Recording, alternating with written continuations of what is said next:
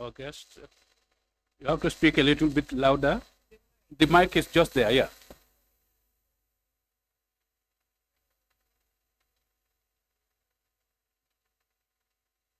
Thank you. Good afternoon. I am Madam Fatou Baji, the current acting executive director for Cyprus. Thank you.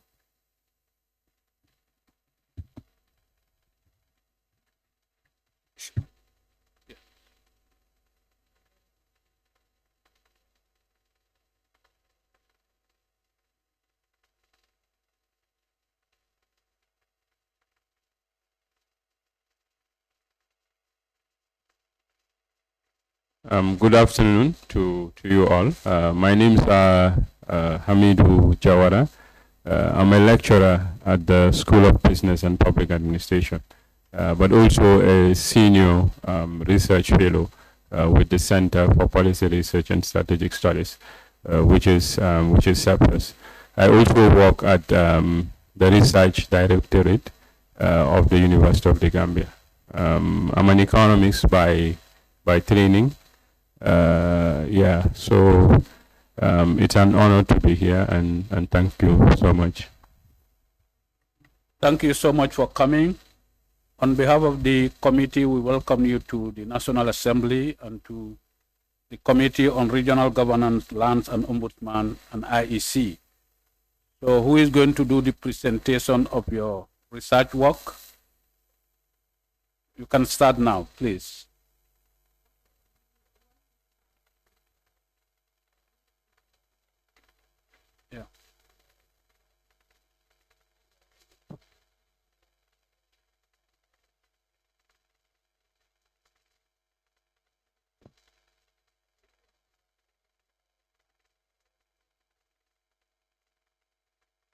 So it's all yours. Go ahead, please. Yeah.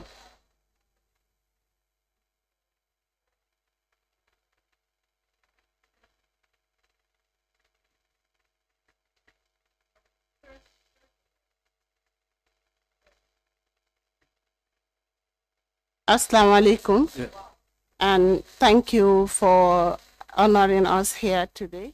We are indeed grateful to be here this afternoon. Center for Policy Research and Strategic Study, Cyprus, was established in 2016 by faculty members of the University of the Gambia, School of Business and Public Admin, purposely to complement the university's effort in quality research delivery and also to support the country at large.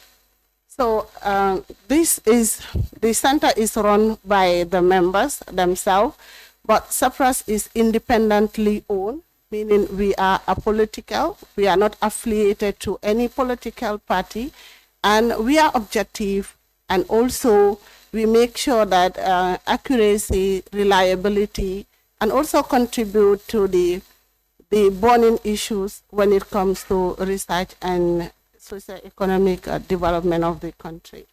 Since its inception in 2016, Cyprus have contributed immensely to the research and training of members, both the public and the private institutions. So our research focus, the thematic area mainly is on innovation and development. Also, we did so many research when it comes to politics and governance. And the most remarkable was the opinion poll that was released with regards to the presidential election and also the National Assembly election. And here this afternoon, the project team members will also give an overview of the recent research findings that was conducted with regards to local governance. So also we did some research when it comes to the economic growth and inequality, migration, education, just to name a few.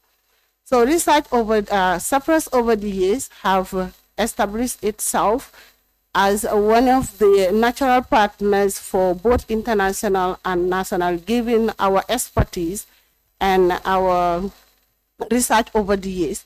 Because you can see when it comes to the local knowledge and also the methodologies that are usually adopted by CEPRAS, that is both quantitative and qualitative, in order to achieve the objective of research at hand. So some of our local partners, which Mayama will talk about, are both national and international, and then she will discuss more about that. So once again, I thank you all for granting us this audience this afternoon. We are indeed grateful, and we appreciate this. Thank you.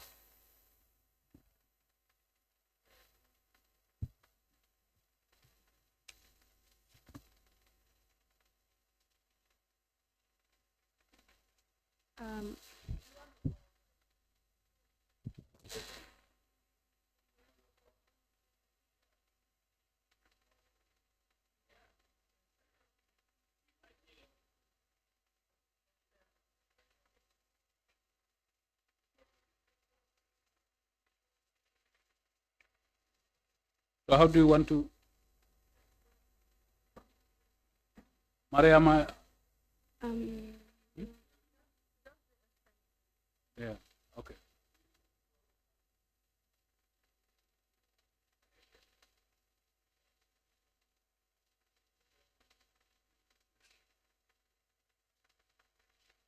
Okay. All right.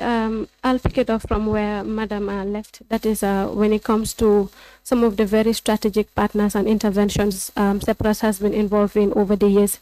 It is no news to all of us that the political space actually opened up from 2017. And then throughout the democratization process of our country, it is important different stakeholders contribute to what would be a model that we would be proud of as a country. As a research institution, we also brought up an element that we think is very much important in every democracy, which is to gauge the perception of the public on what they think is important for them and why. If you look at some of the interventions we've done, I think prominent among them is the study CEPRAS conducted 2 presidential opinion polls. We also did a post one where we assessed the 6th legislature in terms of what would be the priorities of the people.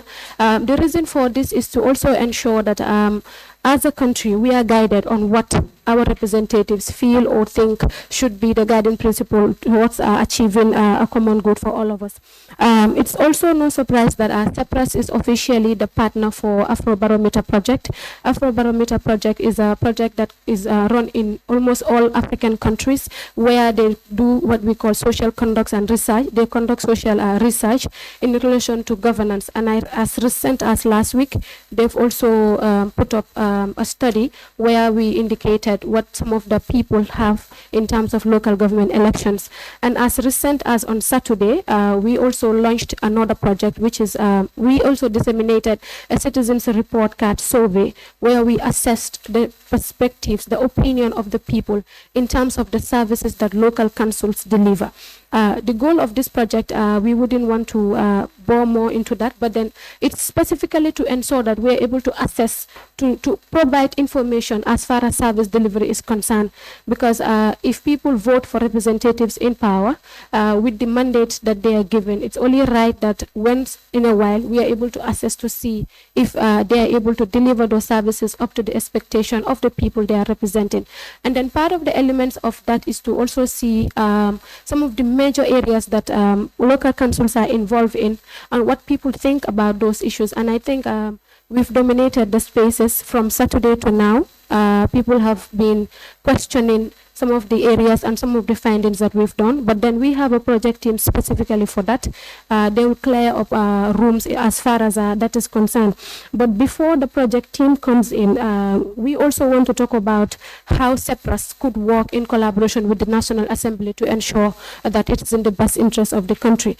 Now, looking at our areas of expertise, CEPRAS is also involved in trainings, and then most of our strategic partners involve the Gambia Revenue Authority, Gambia Ports Authority, National Audit Office, to name just a few.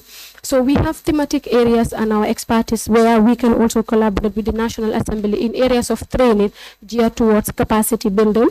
That is one of the areas that we can also contribute in, especially when it comes to our expertise around budgeting. And we also understand that budgeting is one of the most strategic responsibilities parliamentarians are mandated to work on. So as at SEPRAS, we have the capacity to be able to preside and create models around these areas to see how we are able to build up that collaboration.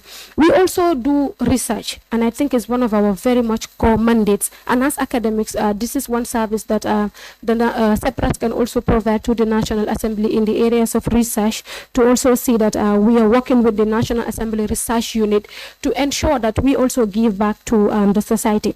We also have what we call the data sharing for research purposes. Since SEPRAS have from 2016 to date, we have very rich data in terms of cross-cutting issues from governance, education, health, security, you name it. And these are data that we currently have in store in our systems. So we feel once in a while, if the National Assembly feels that they want to have concrete, scientifically proven data with regards to a specific issue, they can always knock on our doors and we can see how best we tap on opportunities like that. We also have what we call supporting separate staff in challenging areas, especially in terms of internship opportunities. We learned that some students from the University of the Gambia were assigned to various National Assembly members. This is an idea that we welcomed. SEPRAS would also want to see how best they tap into opportunities like that to ensure that we are able to provide research assistance to the National Assembly members, because the team that we will be proposing are individuals that would be trained from professional level and would be very much guided as far as research is concerned to aid parliamentary activities. And we're also to shed more light on the CRC project, but then also the team would do that. That is to share some of the major findings as far as the study is concerned. This is where I would stop for now. Thank you very much again for honoring us this opportunity to share these ideas with you. Thank you. So we have the project team now to do the presentation of the research that you did on the 3 councils. Is it 3 or you did all the 8? Okay. Namely? So we did this. Actually, the project, it's organized into 3 main phases. And each phase we would be looking at 3 councils. So in this first phase, we are looking at BCC, KMC, and BAC.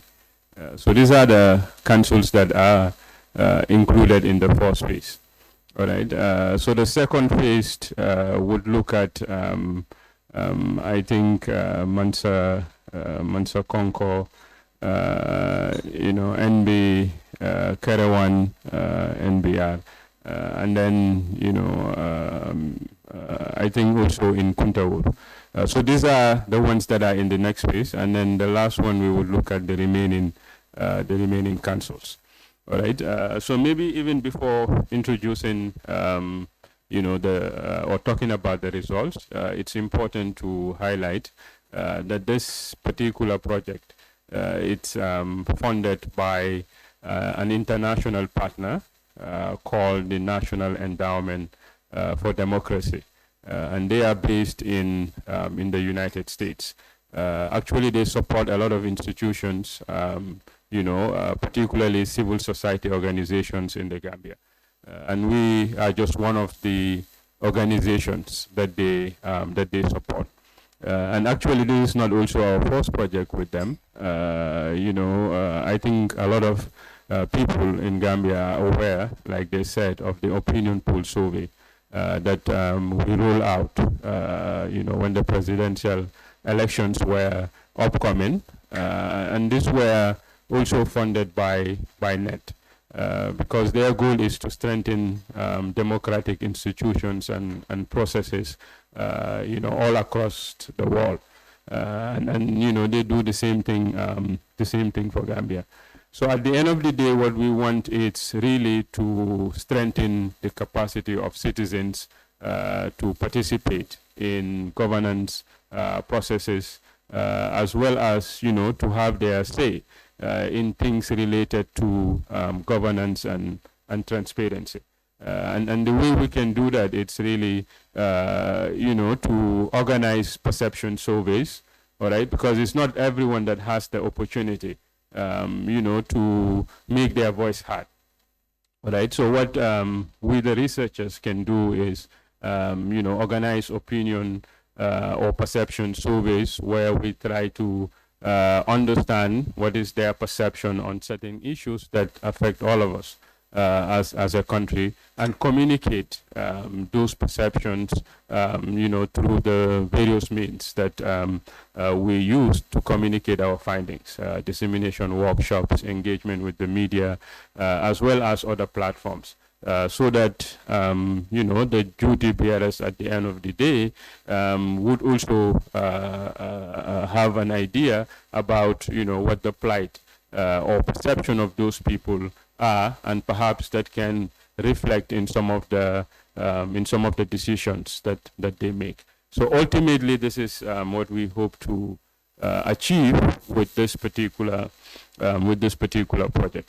So the project is about strengthening, capacity in accountability and transparency for local government institutions in the Gambia, right? And then we do that by doing what we call a citizens report card survey. Citizens report card surveys are just one of the social, accounting tools that are out there, which are used really to, again, gauge perception of citizens on pertinent issues that affect them where they are, and also communicating that to those that provide services to them. Okay, and one of the maybe things in citizen report card survey that is maybe not in other types of survey is the fact that the citizen's report card actually goes through a process, right? It starts with, understanding the initial conditions that exist in places where you want to conduct the citizen's report card survey, and once you have a understanding of initial conditions, you try to do some pre-survey preparatory work. All right, and after that, the survey is conducted, meaning data is collected on issues, that is of interest, and that data is then analyzed. Okay, and after the analysis, the results or findings are presented in a dissemination, workshop, and that is one of, or let me say that is an activity that we carried out over the weekend on Saturday, to be specific. And after the dissemination, there is also another important activity as part of the CRC process, which is doing what is referred to as service improvement, where you try to bring together service users and service providers to discuss the findings that you were able to obtain from the citizens report card survey, so that together they look at what are maybe the issues, the problems, or whatever that are affecting them as a local government. All right, and they share ideas on maybe what they think can be done to address those issues, right? And together they can agree on certain concrete issues in terms of service improvement in their local government. All right. So this, we hope, would create maybe also a platform for for service users to engage with service providers, and perhaps even for the users to have a better understanding of the challenges, right, that the providers face in terms of offering those services. So we are yet to have the first service improvement kind of workshop, but it's in the pipeline. All right. Yes. So coming to this specific round, like I said, this survey, was focused on 3 local government areas. all right, BCC, KMC, and BAC. All right, and what we try to do is, to try to gauge the perception of service users on services that local government should provide to them. Okay, and we start by looking at the Local Government Act, all right, to try to obtain what are the services that councils are mandated to provide to their citizens. We know, of course, because of the nature of decentralization here, all right, there are certain aspects still of the act that might not fully apply to the local government. But for us, it was important really to gauge the perception of people regarding those services. Right? So among the services that we looked at was educational services. We look at the issue of waste management by councils. We also looked at provision of health services. We looked at road infrastructure, as well as a lot of other cost-cutting issues. Right. In particular, also looking at what people think regarding the overall performance of councils in terms of their service delivery. All right, and we compared this across the 3 local governments that we are looking at. So if you look at some of the interesting findings, for instance, on education, and maybe even before that, let me also indicate that when it comes to service provision, there are 4 core areas that we try to look at. Right, we look at the accessibility of services. We also try to look at the adequacy of the service. We try to look at also the cost, the cost of services, and general satisfaction regarding the services. Right. So it's the scores from these areas that we aggregate to then determine what is the perception of people with regards to the overall provision of a particular service in a particular local government area.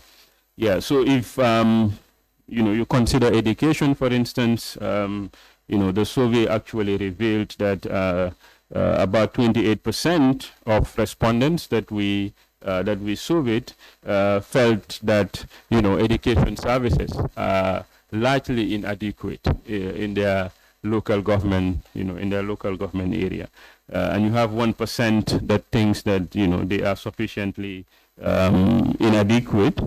All right, that is educational services. So on the issue of waste management, which we found was one of the services that a lot of people, particularly in the media, actually found interesting, and the reporting seems to be focused really on the issue of waste, management, and in waste management we looked at different issues like who collects waste, how do people usually dispose of their solid waste, how do they dispose their liquid waste, what kind of support do they receive from councils in terms of disposal of both their solid and liquid waste, and what do they think overall regarding the support that councils provide in terms of the disposal of both liquid and solid waste. Right. So if you look at the data overall, what you see is that in all the councils, all right, what respondents have indicated is that usually they addressed or collect their liquid waste themselves.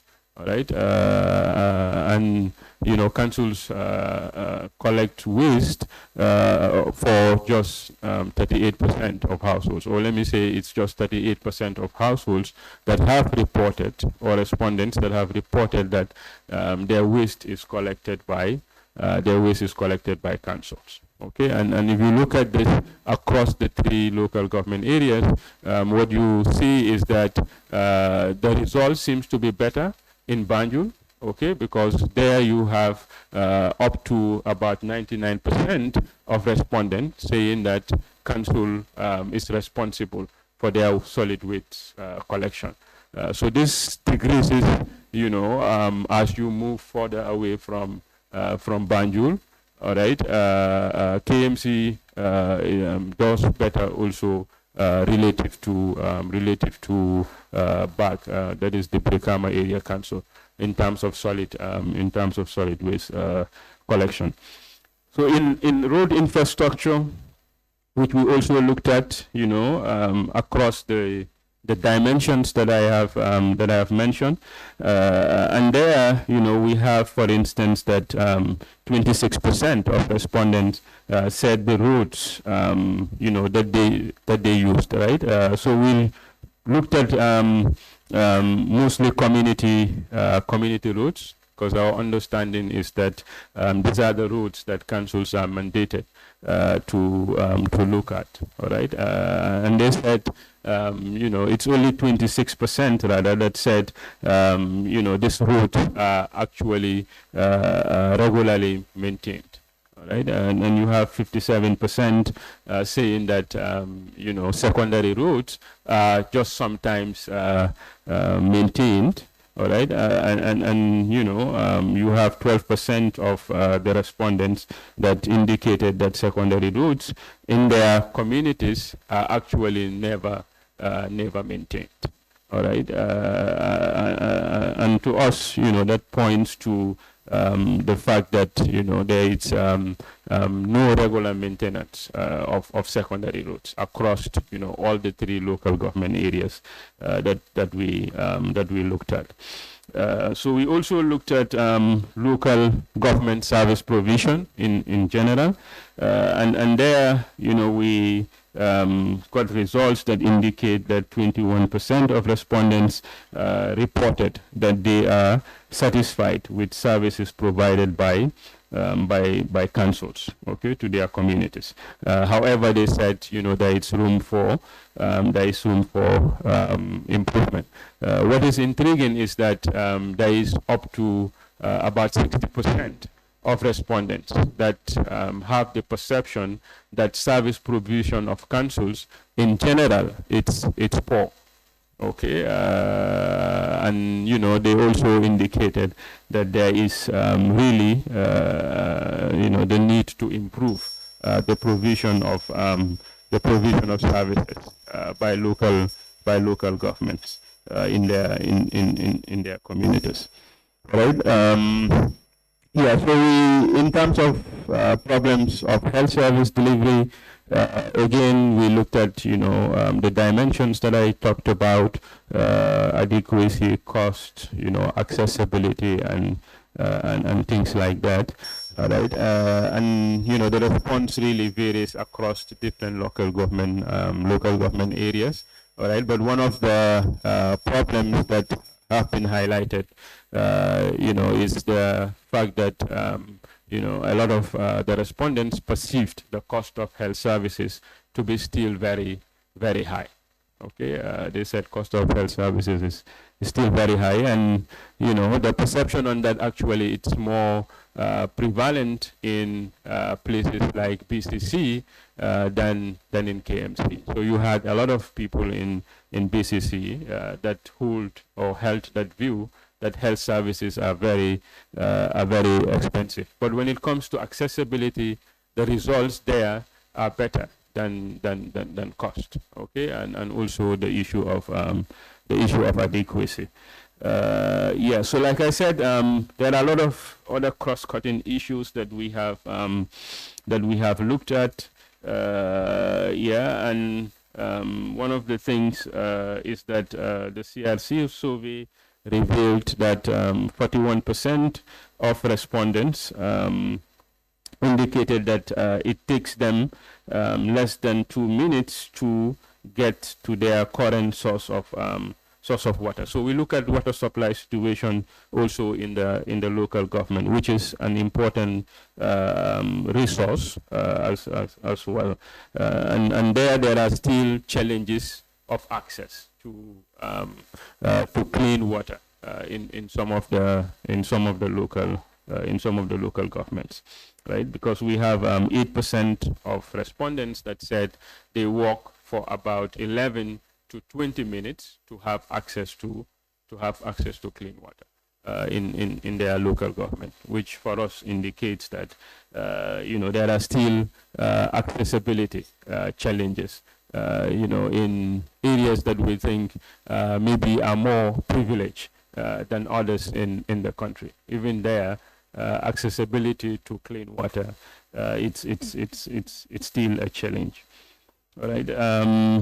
Yeah, so these are some of the, I don't want to bore you with all the findings, but these are some of the interesting findings that we arrive at from this survey. We also have a report that contains the details of the findings across the 3 local government areas. Right. So, like I said, the goal is really to make service providers or duty bearers aware of what people think about their performance in the local in their local government, and perhaps if there are issues regarding service provisions that people still don't understand, and some of those are what is responsible for some of the things that they are saying, then it would create an opportunity for those service providers to engage the service users so that they have better understanding in terms of challenges that their councils face when it comes to service provision to people. So that is what we hope to achieve from this exercise. Okay. Yeah. So we can share soft copies of the report, with the committee members here. Yeah, and I hope, the key findings also, which is this one pager, we can also share with you. Yeah, so with that, I would stop here. Maybe if I miss anything, that my colleagues can clarify. Thank you. Okay, thank you so much. And let me take this opportunity to thank you for giving us this privilege to meet with you people. We had the dissemination, but there are some key issues that I want to highlight. Now that we have known the problem, we have to organize what we call an interface so that, we all look at the problem squarely and see who should be responsible for what. So, being the case, research finding has already highlighted all the problems, and these are the perceptions of the people that we cannot change. Because, they are the service users. In civil service or in any research, undertakings, there are parallel issues. And one of these parallel issues is that we are talking about accountability. Accountability to who and to what? So when we talk about accountability, it has 2 levels, vertical and horizontal. Vertical means that, the people you are answerable to, you are accountable to them. But the people who are using your services are the horizontal. And in the Gambia, based on my own experience working in this country, we don't regard service users to be important. And these are the people who will assess the quality of the services we are providing to them. So this is where, sometimes we run into problems. So when the service users are not satisfied with the services you are providing to them, in Europe, you will be fired. And that's why we said customers, are very important. You don't have to quarrel with them. So now let's take this thing as a perception of the service users who think that, they are either satisfied or dissatisfied with the services we are providing. So the interface, we are going to bring all of them. And then we look at it, there is no confrontation. We'll say, okay, this is the problem. what can we do to solve the problem? That's how you do interface. Interface is not just pointing fingers. You are wrong or you are right. No, the problem has existed. Then we know the problem. What can we do to solve the problem? This is our own country. Nobody will come from outside to come and develop Gambia for us. This is why research is very important, because it shapes the process. It shapes the world. So without research, you cannot do planning. Because in planning, you have 4 key questions to answer. Where are you now? That's situational analysis, the baseline. You have to get the baseline. Then number 2, where do we want to go? Then you do targeting. You target where you want to go. Number 3, how do we get there? You have to develop strategies to get to where you want to go. And number 4, which is very key and is always absent in our service delivery, that is, how do we know that we are getting there? That is monitoring. Monitoring is key indicator in any development process. But at the same time, if it is not properly, it's not an afterthought thing. You monitor after you have done your plan. It should be, undertaken during the planning process, so that, all the indicators are identified. Because the indicators will tell you whether you are getting there or not getting there. And then you come back to, you can plan and replan. Planning is not sacrosanct. So these are issues that, we are trying to, address. And then he has said that we want to involve or citizen participation in the governance process. So if the citizens don't know what is happening, how can they participate? So this is very key. These are the things that we want us all as Gambians to work together to address our problems.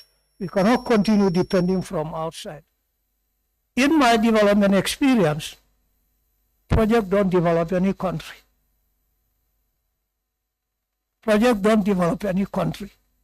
We have to do away with projects, approach. We have to, tie our belts like the, Asian tigers. Is it? We have to take the bull by the horn and then, do what we are supposed to do. So I thank you all for this brief, explanation. Thank you. Apologies for this. Is the fact that the project also include capacity strengthening for councils, right? So once we've identified what the problems are, we've created a platform where users and providers engage on the problem, right? Then, we will roll out some capacity building initiatives also for the councils on some of the issues that are identified. So all of that is part of the project. Yeah, so at the end we hope to capacitize up to 60 councillors across the 8 local government areas in the country. Yeah, thanks. Thank you. Thank you very much for the presentation on the research and your report. Honorable members, the floor is now open for your intervention, questions, and then clarifications, and also subject matter specialists. Floor is now open. Yeah. Yes. Thank you, Honorable Chair. Good afternoon to honorable colleagues. Good afternoon to members of CEPRAS, and thank you very much for that insightful and informative presentation on your findings. I would just want to add that research is important, like we have said, for development. We have to look at where we are and why are we not moving, or why are we moving, or what are lacking on. So it's like development countries have to adapt this system of research in order to develop. Every country that does not value the importance of research, even as a human being, you may not go.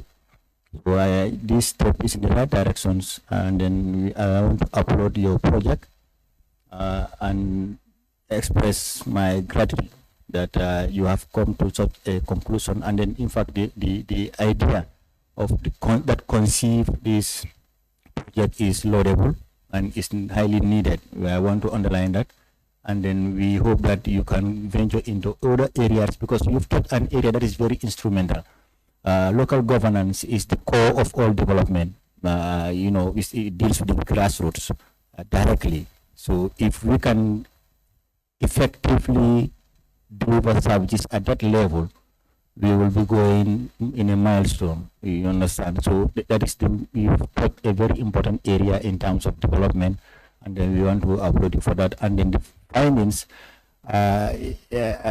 research, like they said, anywhere it is constructively and realistically done, the findings cannot be challenged. And if we adhere to the recommendations from any research that is done, and the findings we adhere to it, is all going to gear towards a meaningful impact. You said another aspect of the research is capacity development, and I was thinking like research also, maybe for further research or other projects, you look at also the service delivery, but other challenges also abound regards to resource gap with the services that are needed. You are looking at services that are supposed to be given to the people, but what are the concerns and challenges of councils with regard to resource mobilization? I don't know, your goals of research is different, it's already set. Sometimes the findings can be realistic, but to meet them, it is untenable, because the resources that we are supposed to do those gaps you've raised in the research are not also met at the level of the council, because they also have challenges. And what challenges is in twofold. The other challenge is the responsibility of the central government towards the local government with regards to what the local governments act says, the governments to support them in terms of 25% subvention to their development agenda. When this is lacking continuously, we will always come to research, and the service delivery will be lacking, because the challenges will not be met by the resource gap. The other issue also is the people's tax. How do I call this?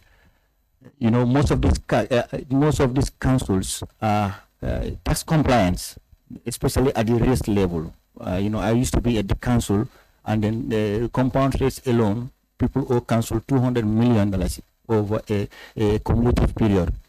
So a society that does not tax compliance, how do you expect to receive a very effective service delivery?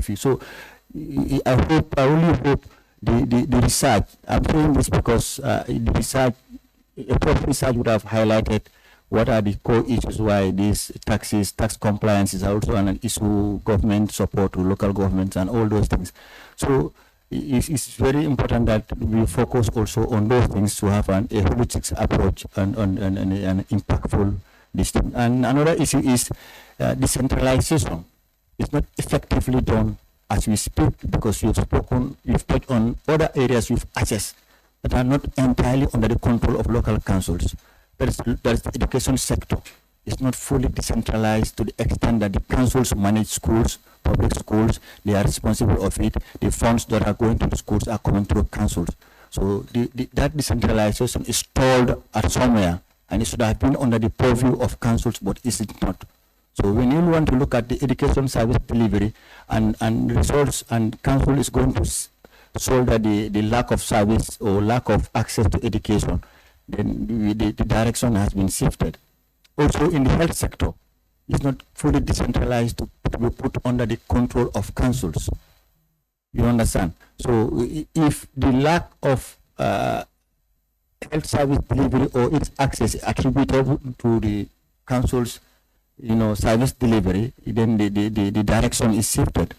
So until we have decentralization fully exercised, where council take over all the health service deliveries, and then all the education sectors, now we can now blame them for the lack of it, for the lack of delivery to some extent. But as we speak now, it is decentralized in terms of education sector, in terms of health sector, is stalled somewhere. And this is your focus, and I think I would challenge you to look at this thing properly to see, because without it, we cannot move. Without that you cannot move. And even in terms of, yes,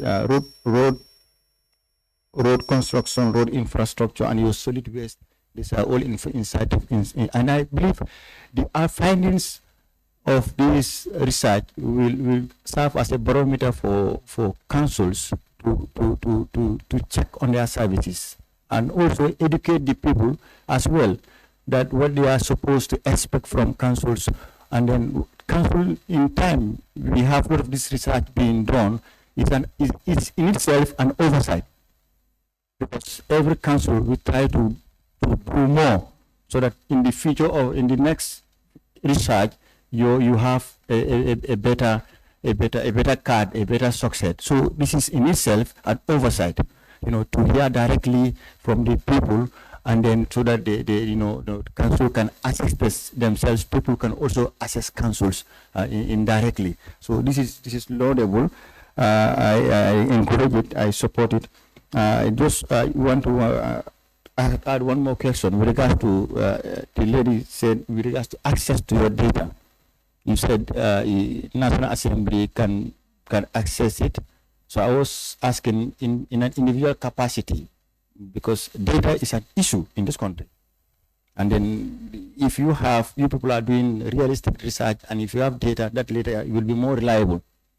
In fact, National Assembly has gone one step in providing us each researcher at the level of the National Assembly. But sometimes the areas may differ. I would want to have a special access to your data individually. Is that possible for individual NAMs to access with regards to inform himself, appraise himself with regards to certain realities that you have researched into?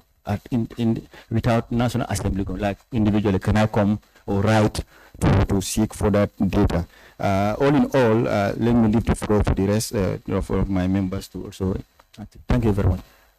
Thank you very much, Honorable Baji. Any other comments? Yes. No, just yeah. Maybe let them take the notes, and then they can respond later. Yeah, because we have another meeting at 2, so it's 1:25 now.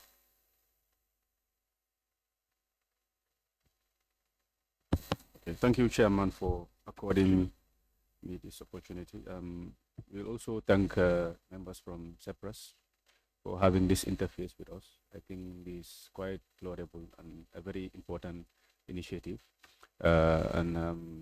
Though you guys are currently focused on the local level, hopefully later on it can be expanded to even on a legislative level, hopefully. First of all, I would like to ask a question as pertaining to the indicators in relation to the survey that was done. How do you guys usually process these questions, and how do you separate the individuals accordingly to ask these questions? Because most of the time, like when you go to places, for example, people usually are a bit partisan, and answers given to you people usually might be based on one's level of affiliation or something like that. So in what basis what are the indicators in benchmarking exactly how to come up with I would say a comprehensive and objective survey as pertaining to what we are discussing? Thank you.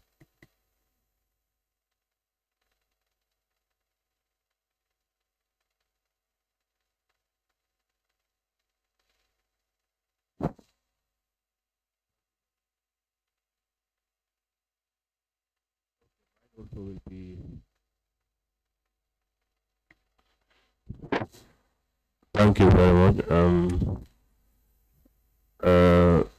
I was so happy with your presentations, because I believe such research or projects will see us move ahead. Because to me, like you are talking about now 3 councils here, but then you go to the rural areas, there are people who are there who doesn't know what the council should do for them and what are they also supposed to do to at least contribute into their own development, because what the rates and tax they are paying to council should come back to them, but there are people who don't know this. So I believe it's very, very important. And also, like my honorable colleague said, how do you engage these people to know this is what is happening, or this is what the percentage they have moved to on the waste management side and other parts. So I would want to know, how are you doing it? And also you said something like capacity building, where the providers and the users will engage. I think this is very, very important, because if they are together, the providers are there, the users are there, if they have dialogue, I think it will set light for each and everyone to know, this is my quota, this is what I'm supposed to do. So for now, that's my contribution there. Thank you. Yes. Honorable Sise?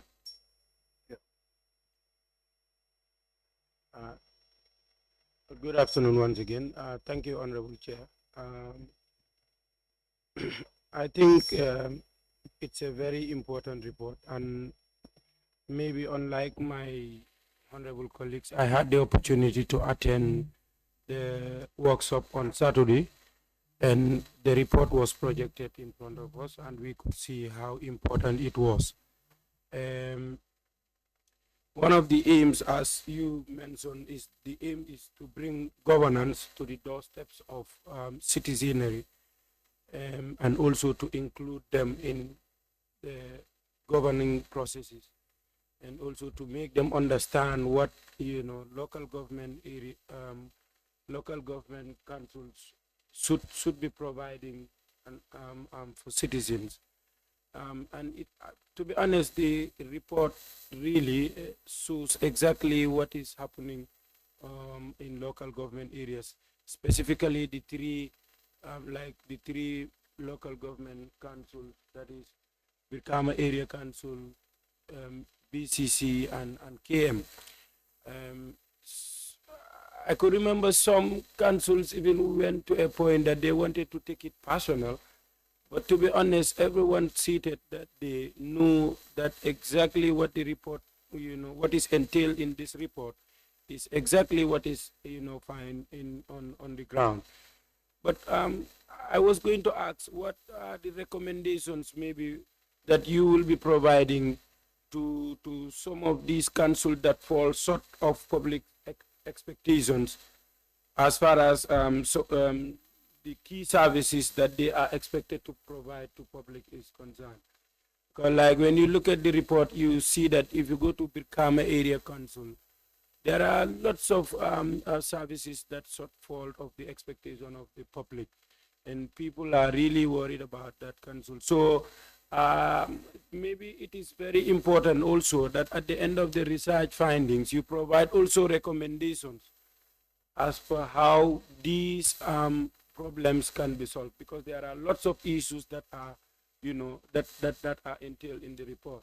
So, and the research is definitely very important, because it should be like, people should not take it as a witch hunting exercise, but they should take it as a step, like one of my honorable colleagues always say, ML Ba, that understanding the problem itself is one way of solving it. So if we should take it to be something that should, help us to understand that these are our loopholes, it should be, like you said, we should now start thinking of what next to be done, to make sure that some of these services that are highly needed by the citizens are provided at times that they are needed most. And I think, I'm expecting that with the second phase, You know, it's going to be very interesting. When you talk about North Bank, that is my area. So I'm expecting that, you have a very good report that would also help us to understand some of the problems and some of the challenges that are faced by the councils in the North Bank region, so that we can also collectively find a solution as for how to solving them. So I'm, waiting to see the recommendations as for how to help these councils to maybe, solve these challenges that they might face in future. Thank you. Yes, Honorable Njai, you want to? Yeah. Okay. This is actually a question as well, because if you pay notice to the general citizenry pertaining to their representatives, right? Let's say in the case of the local councils that you guys are looking into, for example, I think we politicians most of the time have a big role to play in making sure we sensitize the people that we are, let's say, about to lead. For example, like I was opting for a certain position to be able to let them know exactly what the benchmark is, what they should expect from us. But it's actually the contrary. We would go to the electorates and we would say ambiguous things that we would do if voted in. And I think most of the times these are things that are left in the minds of the electorates, right? So when going to vote, usually, if some are not very literate enough to be able to exactly, know what they need, they will tend to vote for Honorable Njai, because Honorable Njai said that when he comes, he will make, like, he will tile the entire Banjul or something like that. So that will stick in their, it will be a mindset that they have. So when you are voted in and that particular thing is beyond your capacity, you can't deliver. So, and you've already misled those people, right? So I think we also politicians have a role to play in making sure that we, even during campaign, to make sure they understand what responsibilities we should uphold. So in cases like that, for example, you guys did mention that you're also planning to I think equip in terms of capacity about 60 councillors. My question would be, I know it's a bit late maybe, are you guys looking into mechanisms whereby maybe prior to these elections, like before the elections, those that are opting to, stand for councillor elections, for example, to maybe handpick a few from different strategic areas to make sure you guys can have an interface with them, maybe capacitize them in terms of when going to the electorates, to make sure that the things that they say are fact-based and research-based, and that they know what they are saying to the electorates, so that maybe I'm just being futuristic here, to be able to at least have a damage control mechanism before things, yeah. So that's actually. Yeah, one more thing, Chair. I think, like I always say, when we speak as politicians and when civil society organization speaks, these are two different things.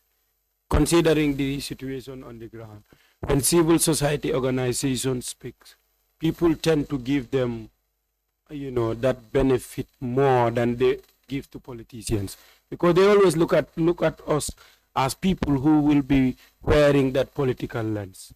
So people tend to believe more on civil society organizations than politicians.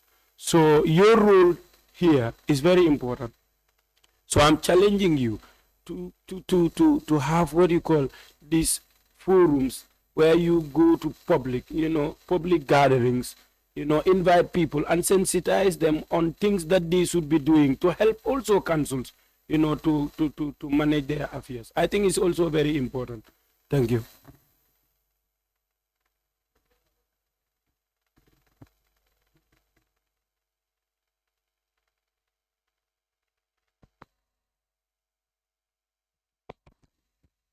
Thank you very much, Chair.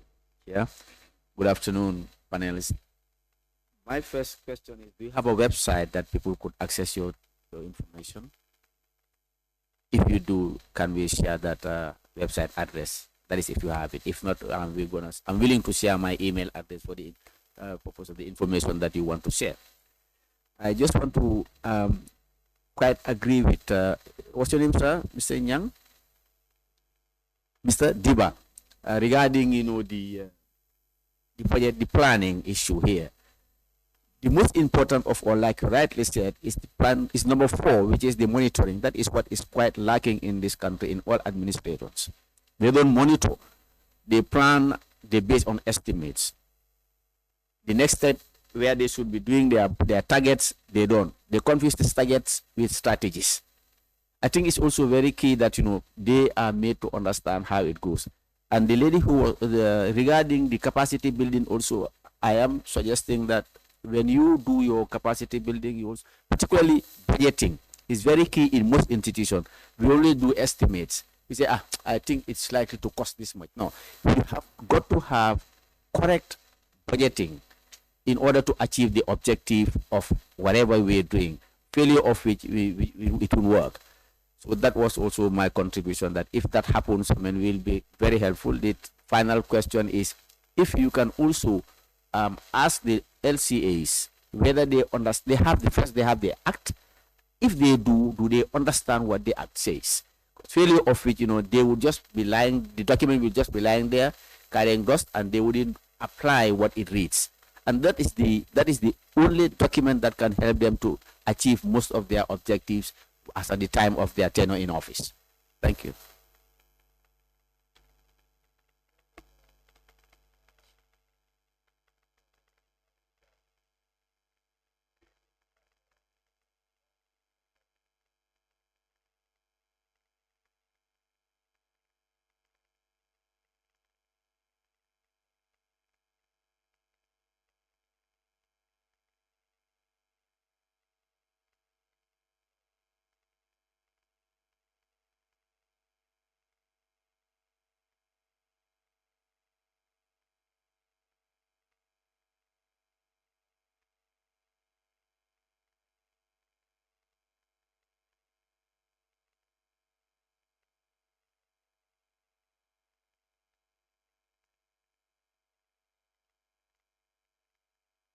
Come in to take those services.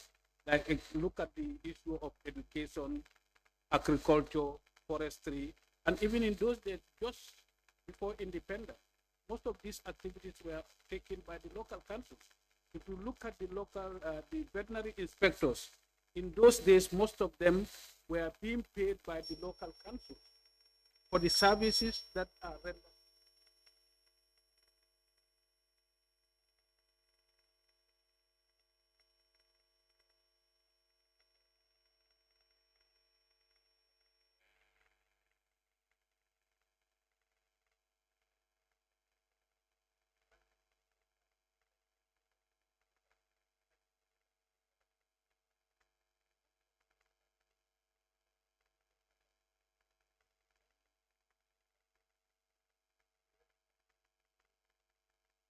Underprivileged or the vulnerable members of their communities by giving them scholarship. That's the only area they do. They don't own schools, they don't run schools, and they don't support education programs to that extent. And also in the area of health, it's centralized, completely centralized by the central government. Maybe local councils will only come in when they have a partnership with a charitable organization that is running a private clinic, and they see what support can be given in terms of providing logistics in area construction of the place, and also supporting some of the local staff on the ground. So I think those are very important. And also the dissemination of the information that is gathered, because that is also very important. And how do we do that? How do we do that? How are we going to do it? Who are going to do it? And when that is done, what is going to be the follow-up? Those recommendations and gaps will enable us to help us in the work that we do. But I think for a start is very key and it's very important, and the report can be shared by the committee. But as a National Assembly, we want you to send a complete set of your report for all the 58 NANs, and also the data card, that the one-page summary, so that all the National Assembly members can have access to this report, and that will help them to follow up activities and programs that will be coming up in their respective regions and councils across the country. So I'll allow you to do a general wrap-up of all the questions and observations made by the members before we close this session. Thank you.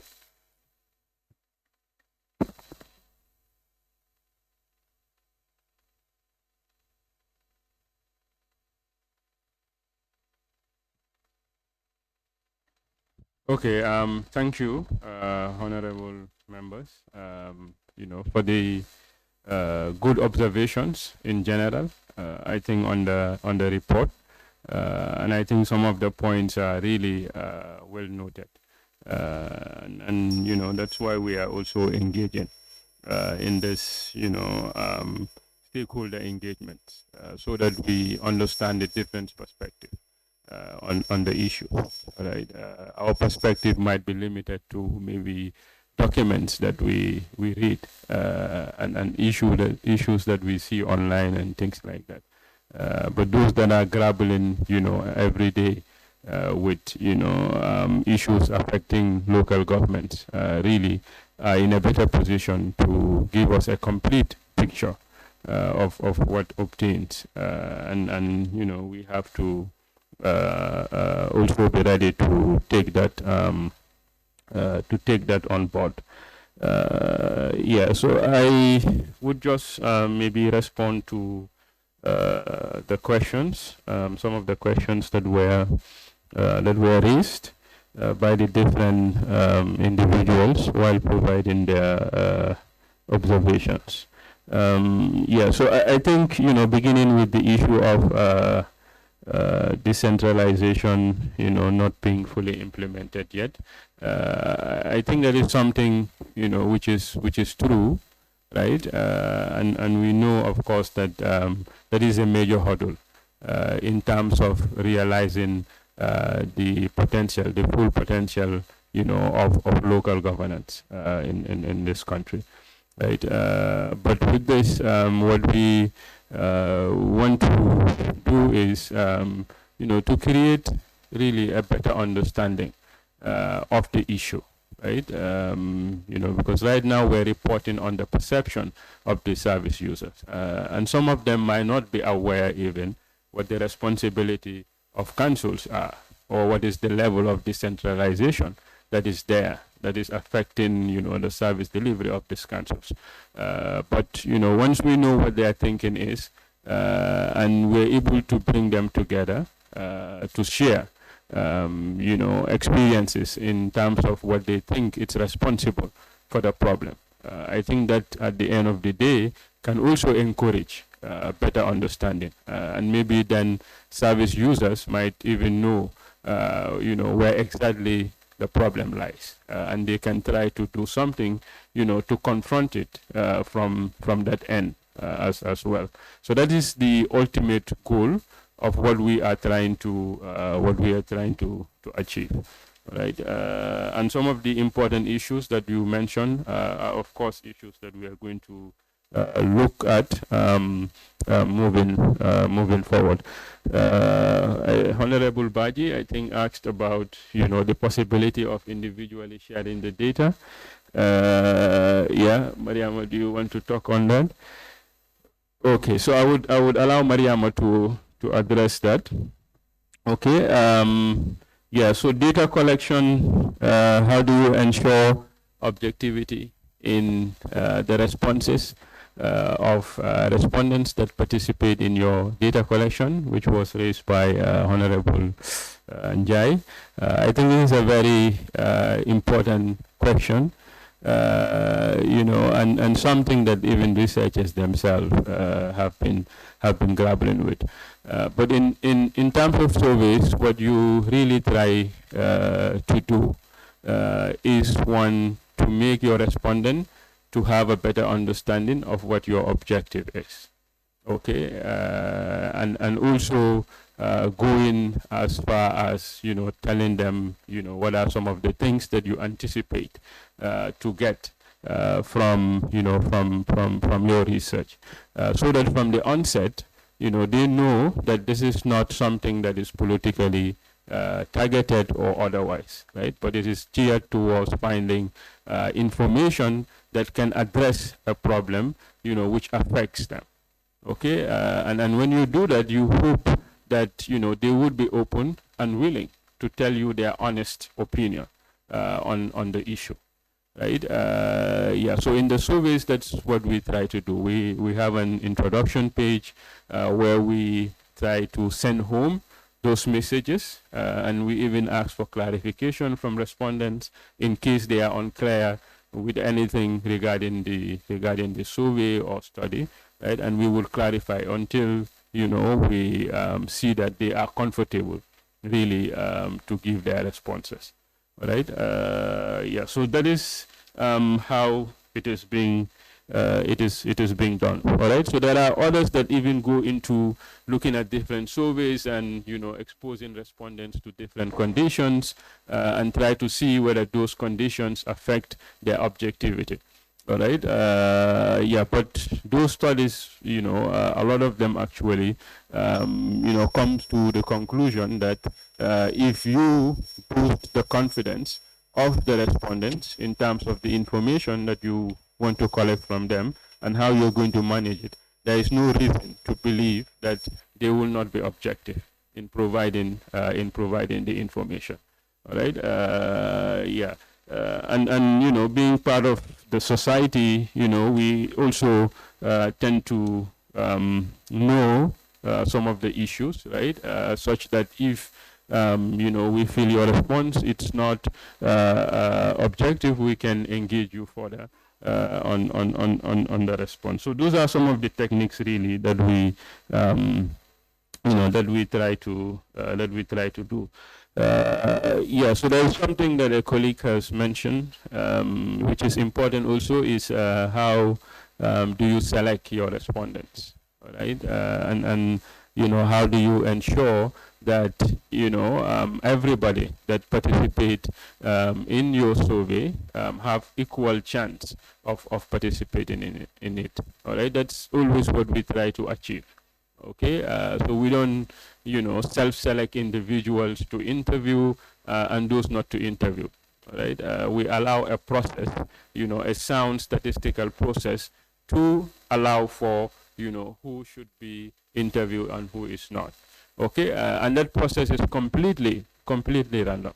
All right, meaning, you know, any individual that is, you know, in the sample that should be surveyed is just there by chance.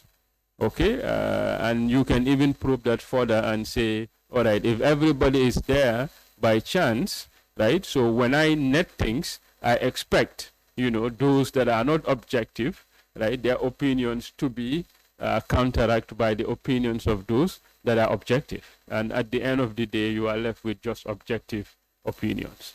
Okay, so all of that can actually come in, which is part of making sure that the process or the data collection is as sound as possible. Okay. Yeah. So Honorable Cisse also talked about, you know, recommendations. All right. That it's good if we present findings, we support them also with recommendation. I think that's important. That's something that we completely agree with. But also we want to just indicate that, you know, in the CRC process, you allow for, you know, recommendations to be given jointly by the parties that are involved. So what you do is you present the problem to them, okay, and say this is what is, you know, what the problem is. All right, so jointly, how do you think this problem can be solved? And that's where the recommendations would come in. All right, and they all look at those recommendations and, you know, agree upon them, and maybe also agree on how those recommendations could be tackled. Right? For instance, council can say the reason why, you know, we are not able to do certain services for you, it's because, one, you know, we don't have the full, you know, or we don't have what it takes to provide those services. Okay, and you know, our revenue sources are limited and all of that, right? And even the issue of compliance with, you know, with rates, you are not giving us the level that is required for us to have the financial leverage to provide the services that we are supposed to provide to you. All right, and maybe they would say, okay, from now on we would start also to be as compliant as possible, so that we can support your service provision. So those are the platforms that we really want to create, so that jointly they agree on recommendation and how they should be implemented. So that is part of the process. Yeah. So of course the issue of the issue that Honorable Njai raised on trying to tame the expectation of electorates, and the fact that that is the responsibility of the politicians or those that try to win votes from those electorates. That is something that of course we all agree on. Okay, because yeah, sometimes if if you set, and like you said, an unrealistic expectation, right, that expectation then becomes a yardstick through which you are measured. Okay, yeah, and based on that, people would then be able to say this and this and this. It's what they think your performance level is, right? So to avoid that, it's really good that that people are given the right level of expectation to avoid the mismatch really in terms of expectation of different stakeholders on an issue. So that is something that we perfectly agree with. Yeah, so people that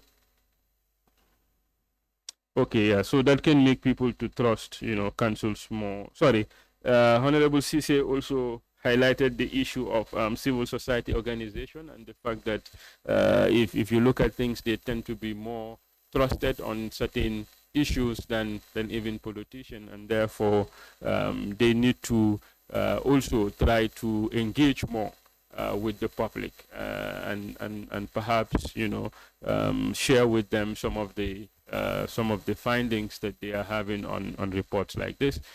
So we agree with that, and that we would try to do more, right? We have a lot of dissemination as part of this as part of this project, and a lot of them actually involve targeting people at different levels, especially those that might not be on the main platforms that we know, so that they also have a chance to see or hear some of the findings that we have. So we will continue to do that as much as possible.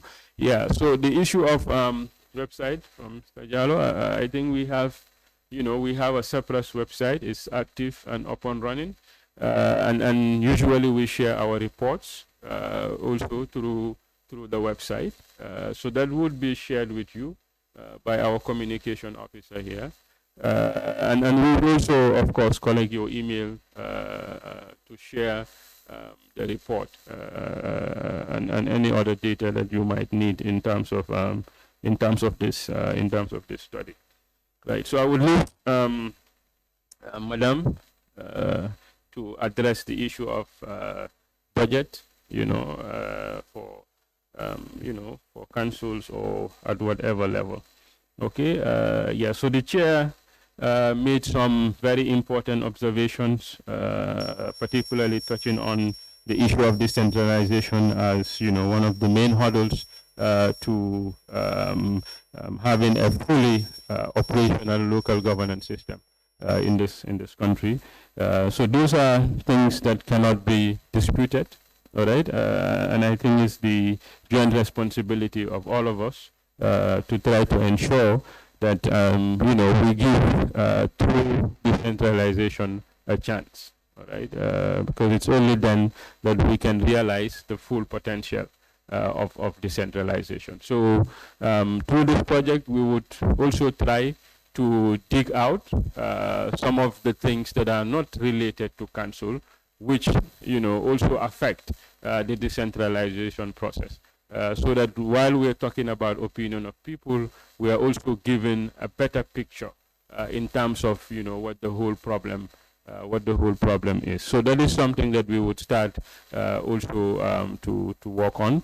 We are happy, and glad that, that the report can be shared with all the NAMs in the National Assembly. I think that's a laudable gesture from you. And something that we highly appreciate. So we would ensure that that is done. If we can have the emails of the NAM, so we can send it to you and you share it with them. Whatever way that is better. We are ready to collaborate with you on that. So on that note, I think I will stop here and allow the other colleagues to give their remarks. Thank you. Yeah, you can send the copies to the clerk. They will do the With distribution. regards to decentralization, I think the parliament should look at the constitution. What are those services that are to be decentralized to the government, to the local councils? Because, we are going by the constitutional provision, of decentralization. And then decentralization is divided into three. You have devolution, and the councils are talking about devolution, and I don't think that is enshrined in the constitution. Because devolution goes with entire responsibility. And if my memories can serve me very well, in the in the act, government stipulated that if there are service gaps, they will transfer staff to the council. So whether that is happening or not, I don't know. But the problem of decentralization has to be looked at within the context of the constitution.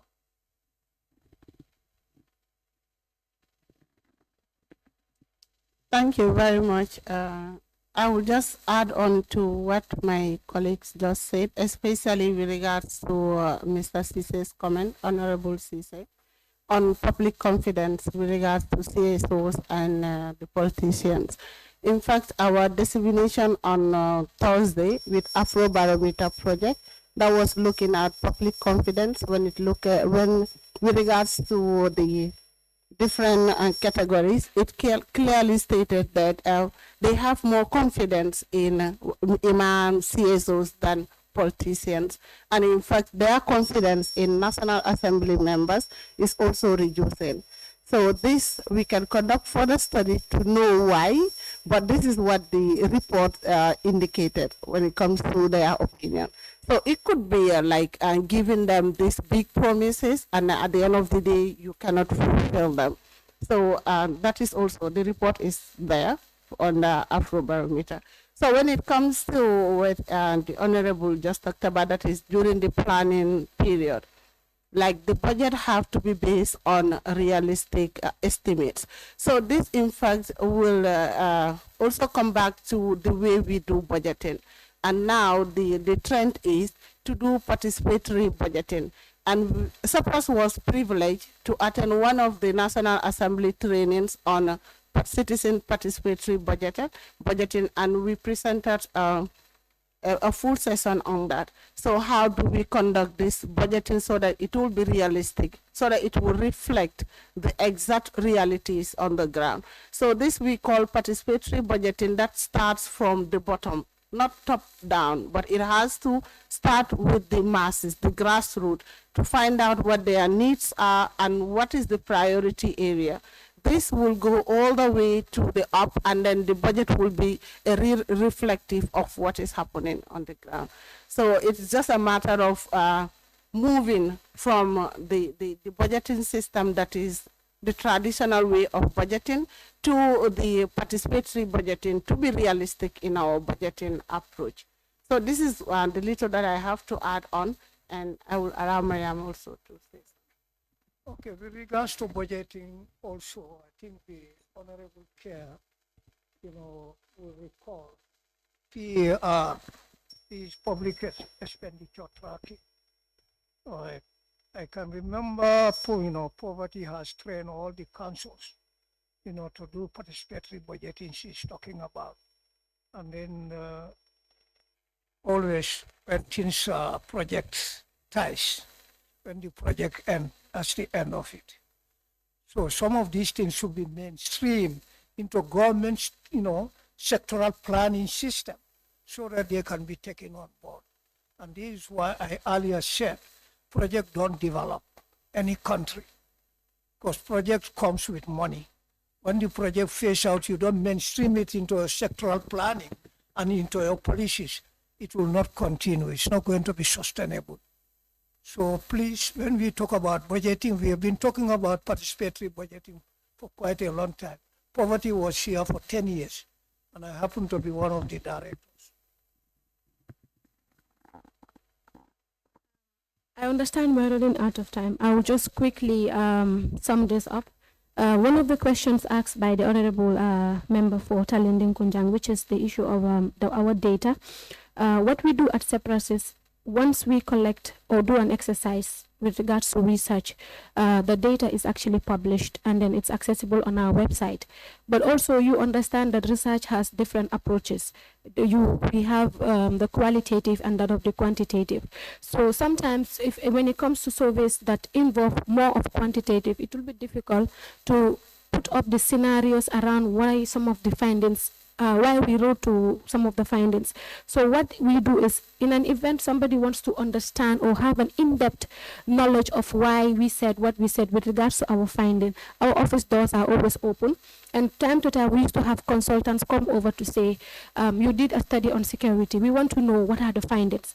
In this in-house sessions, what we do is we give you detailed information as far as people's responses are concerned regarding a specific issue. We have that policy at our level.